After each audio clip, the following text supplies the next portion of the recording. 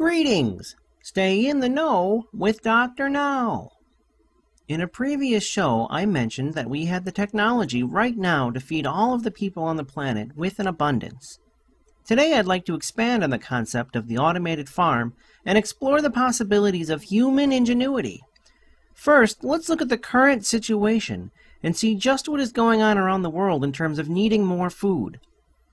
The World Health Organization estimates that 1/3 of the world is well fed, 1/3 is underfed, and 1/3 is starving. Every day, around 20,000 people die directly from hunger and hunger-related diseases. Let me say that again. I didn't say every year or even every month. Every single day around the world, on average, 20,000 people die from not having enough food. Undeniably, this is a serious problem for the human race. So what are some solutions? One solution that has been presented is vertical farms.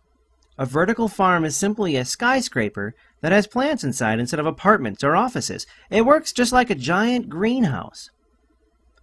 There would need to be some artificial lighting to help the plants not receiving enough sunlight, but solar panels and wind-powered generators directly on the building could help alleviate this need. And because the environment could be perfectly tailored to the plant's specific needs, crops can be grown all year round. This makes even better use of the area than just stacking does. For example, you could grow 30 times more strawberries in a controlled environment for any given area when compared to the same area outside. Plants struggle to survive outside. They have to deal with severe storms, temperature changes, bugs, and other pests. Inside, they would be treated like kings and encouraged to be as healthy as they could be. These buildings could be built right inside major cities. The freshness of vegetables would see significant increases. And with more and more vertical farms, the land that we used for traditional farming could go back to its natural state. Plowing over acres and acres of wild plants and then growing only corn, for example, is bad for life on our planet all around. This concept is called biodiversity. Without biodiversity, many plants and animals could end up going extinct. So there are many, many reasons for building vertical farms all over the world. But wait, it gets even better. Imagine what we could do if the vertical farm was automated. Do farmers today plant each seed by hand? Do they water each plant with a watering can? Do they harvest all the wheat on foot? Of course not. There are machines that do this now. Plants don't tend to move around that much, and every single one is usually the same shape. This allows for things like combine harvesters to simply be driven in straight lines back and forth over the field. Machines were made for this kind of repetitive labor. Once the relevant requirements for light, nutrients, temperature, and everything else a specific plant might need to flourish, automated systems could then handle planting seeds, watering, and harvesting any plant. And if it was all housed inside a building where the machines were also protected from the elements, they would be that much better equipped to handle all the work. If we put our heads together and forgot about profit, we could create these automated food factories everywhere. I can hear people grumbling, "Who's gonna build all this, huh?" Well, who else? We are! Don't we want to end world hunger? Imagine if you could have access to fresh food whenever you wanted.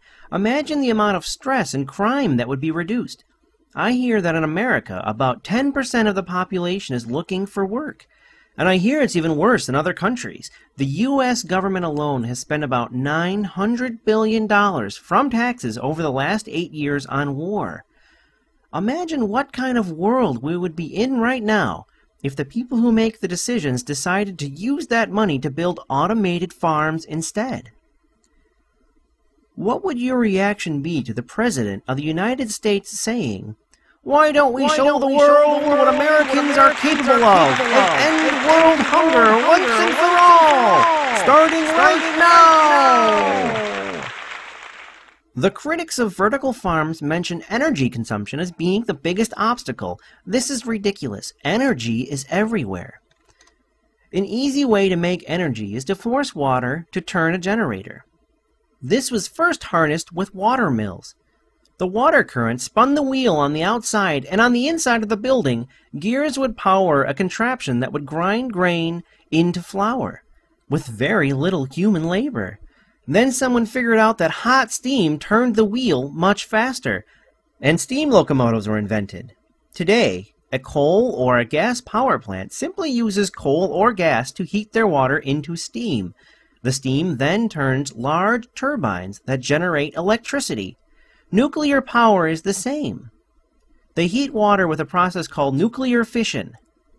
It's a high-tech word that boils down to just heating water, no pun intended. What if there was a way to heat water into steam without having to burn things like coal and oil, or without having to mess with radioactive waste? Well, due to recent innovations, geothermal power has become one of the most promising sources of power we have access to on this planet.